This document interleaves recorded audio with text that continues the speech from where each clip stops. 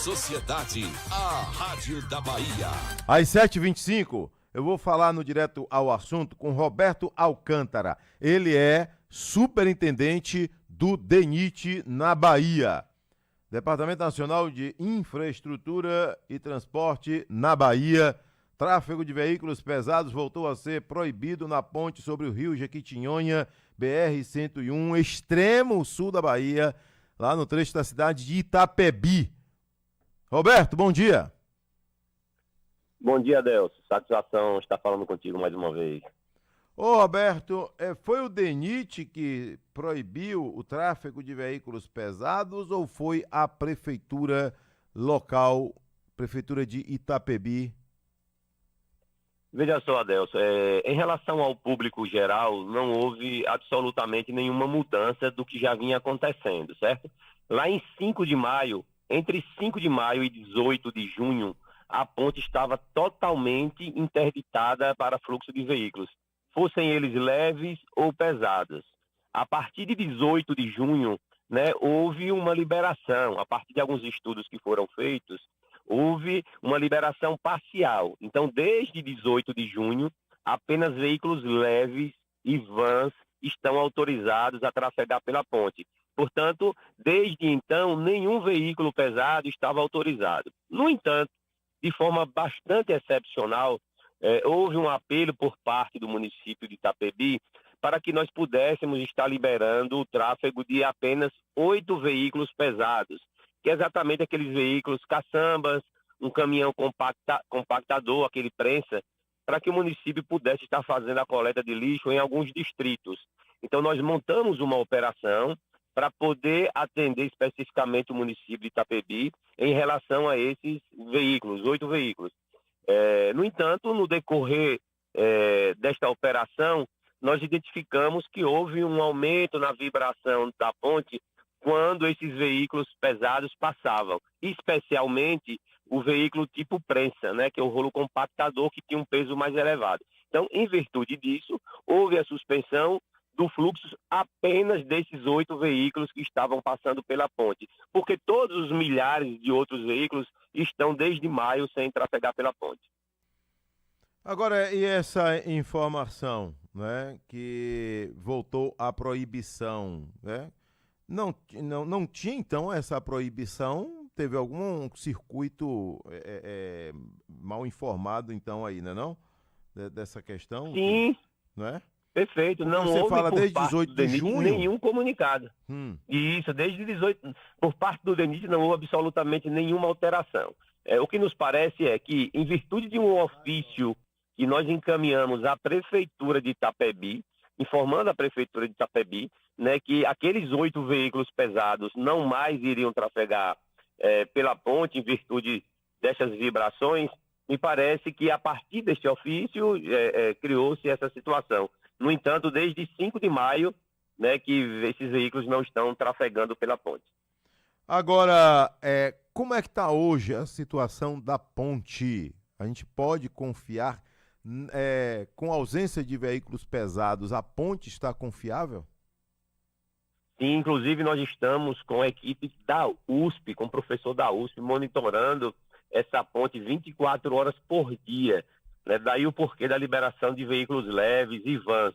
Então, porque isso não traz absolutamente nenhum risco para os usuários.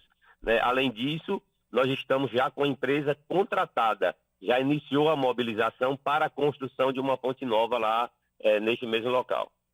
Quando é que tem previsão de ficar pronta a próxima ponte? A nossa expectativa é que em no máximo um ano, né, essa nova ponte já esteja finalizada, inclusive já duplicada para ser entregue à população. Mas em um ano, a partir de quando? Já tem, você disse que a empresa foi contratada, né? E já começou? Isso. Um ano a partir da contratação, né? Então, assim, inclusive a empresa inicialmente terá que apresentar um projeto, esse projeto precisa ser aprovado pelo DENIT e logo em seguida inicia-se as obras. Nós estimamos que em cerca de 45 dias nós já estejamos iniciando efetivamente a obra, né? E a partir do início da obra nós teríamos aí mais cerca de 10 meses para a conclusão da ponte. E tem previsão para a ponte atual? Ela vai continuar existindo? Exatamente, essa foi uma grande demanda de todo o extremo sul da Bahia, que foi exatamente, havia uma pretensão inicial por parte do DENIT de fazer a demolição da atual ponte. Demolia-se a atual ponte, construía-se uma ponte nova no mesmo local. No entanto, foi possível manter esta ponte atual em funcionamento, até para que a gente pudesse garantir o tráfego, pelo menos de veículos leves, que representa ali cerca de 65% de todo o fluxo da BR-101 naquele trecho de Itapebi. Então, isso foi possível. Então, nós teremos uma ponte atual funcionando até a conclusão da ponte nova, e tão logo essa conclusão aconteça, o DENIT estará avaliando qual a melhor medida a se adotar em relação à ponte atual. Quem não está podendo trafegar aí via a ponte, está fazendo o quê? Nós temos hoje, Adelso, né, o tráfego de veículos, cerca ali de 10 quilômetros antes da ponte, nós temos um desvio, que é o desvio que se convencionou chamar de desvio da Veracel, né, que é por onde a Veracel, empresa de celulose, trafega com suas carretas ali de eucalipto. Sei. Ela, inclusive, havia construído uma ponte, né, alguns anos atrás. Então, o DENIT fez um convênio com o governo do estado, que é uma BA. Dessa BA são cerca de 70 quilômetros, dos quais 50 quilômetros não são pavimentados, 20 pavimentados, e o DENIT assumiu integralmente a manutenção dessa BA, e aí parte desses veículos estão trafegando por esse desvio. Uma outra parte, veículos com tráfego de longa distância, eles já seguem pela BR-116 até a região de Vitória da Conquista e mais adiante retornam para a 101. Tá aí.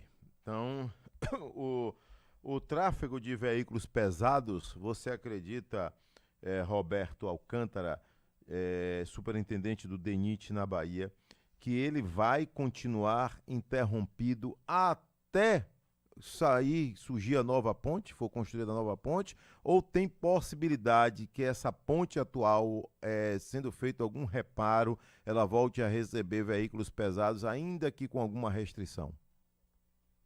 Excelente pergunta, Adelson. Nós estamos construindo uma solução no sentido de podermos reabilitar essa ponte, né, fazer algumas alterações, algumas mudanças, alguns ajustes na estrutura, de modo a podermos elevar o PBT, o peso bruto total, na ponte, mas para atender até veículos de 28 toneladas. Né? Então, nós conseguiremos passar com alguns tipos de veículos pesados. No entanto, carretas, bitrem, realmente só conseguirão fazer essa passagem pela ponte após a construção de uma ponte nova. No entanto, a nossa expectativa é que a gente possa, dentro de alguns meses, liberar para ônibus, liberar para veículos ali, truque, toco, enfim, até uma determinada capacidade. Então, parcialmente, como você colocou, sim.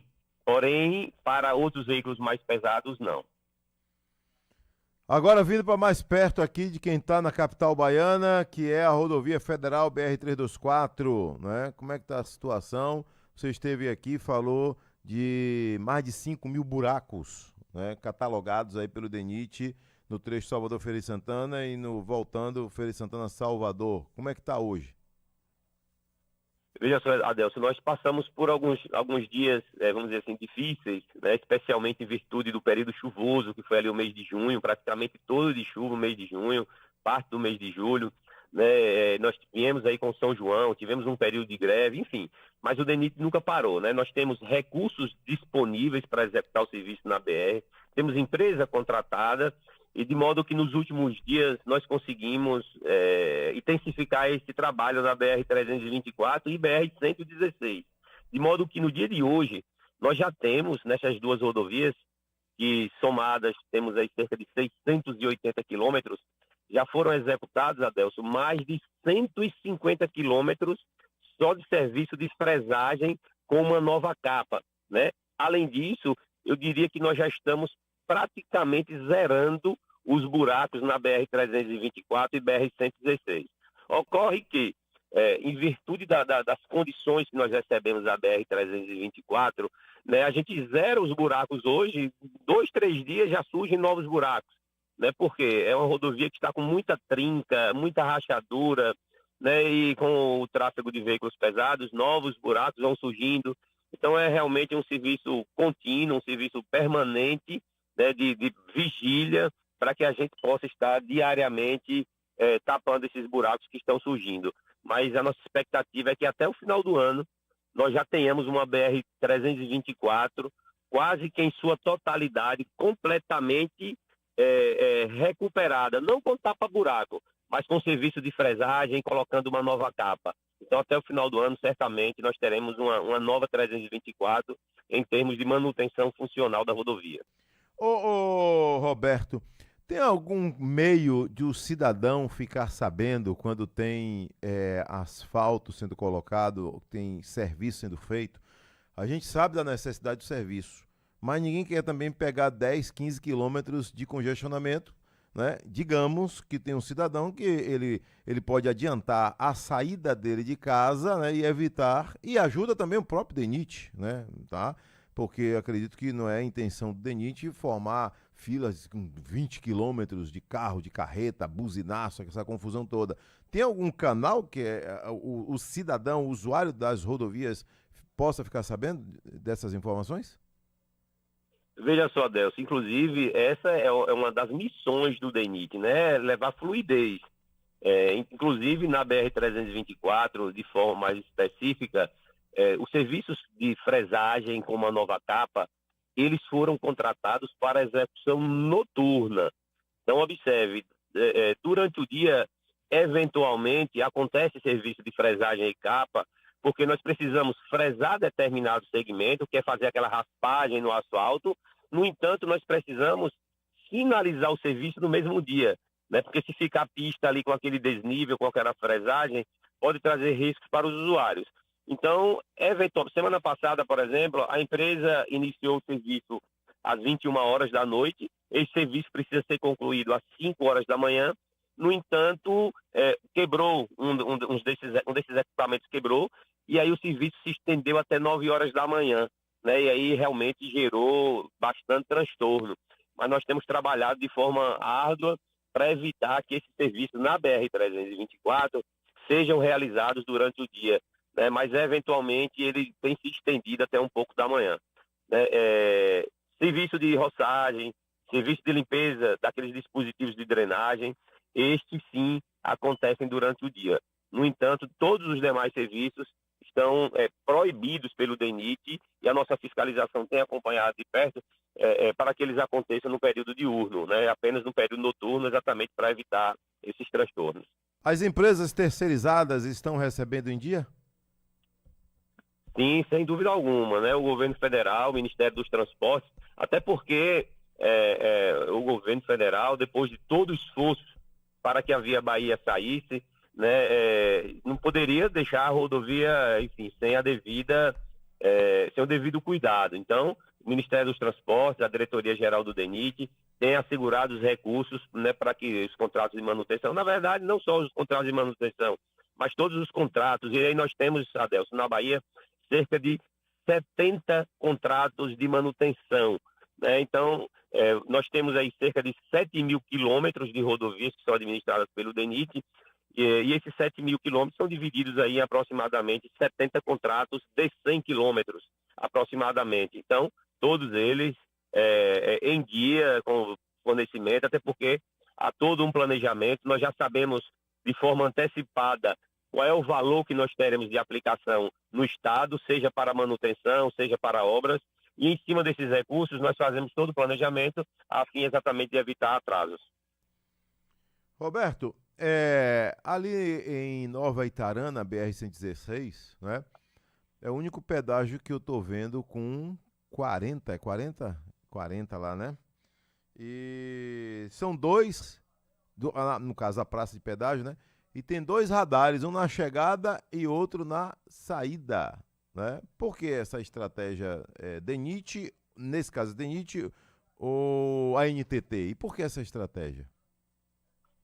De fato, hoje é DENIT, né? Com a saída da Via Bahia, a NTT não mais acompanha o serviço nessas BRs. Não é para isso estar acontecendo. Aqui na 324, por exemplo, nós reduzimos, no primeiro momento, nós colocamos ali radares de 50 km por hora. Posteriormente, nós aumentamos para 60.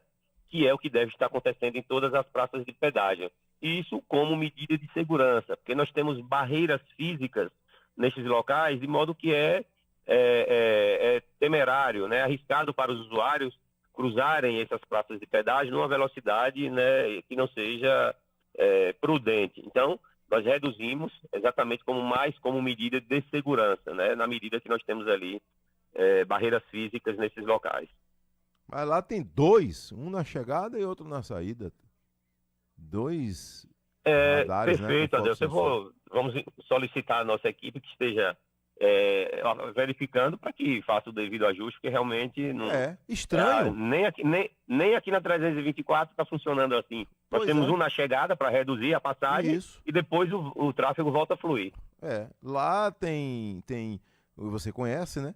No sentido para Milagres, você está chegando na praça, tem um. Quando você sai da praça, tem outro. No sentido Nova Itarana, a mesma coisa. Tem um antes, aí quando você está chegando na entrada de Nova Itarana, e ali é um tráfego imenso para quem vai para Bom Jesus da Lapa, quem vai para Guanambi, quem vai sair da Bahia, inclusive, por ali, tem outro radar. É impressionante aquilo ali. Roberto, um abraço, viu? Conclua. Muito obrigado. Nesses locais de interseção, né, a BR com acesso ao município, geralmente nós temos alguns radares para diminuir a velocidade, né, porque veículos cruzam a pista, acessam a pista, então é importante ter essa redução. Lá na praça de pedágio realmente é estranho. Nós precisamos reduzir a velocidade na chegada da praça, para que os veículos passem com segurança. No entanto, uma vez feita essa travessia ali da praça, né, o tráfego realmente precisa fluir. Então não há, eu diria, pelo menos, né, a grosso modo, a necessidade desse pedágio, desse radar. Adelson, lhe agradeço aí pelo espaço e continuo à disposição de vocês. Um abraço. Obrigado, hein? Um abraço. Roberto Alcântara, que é superintendente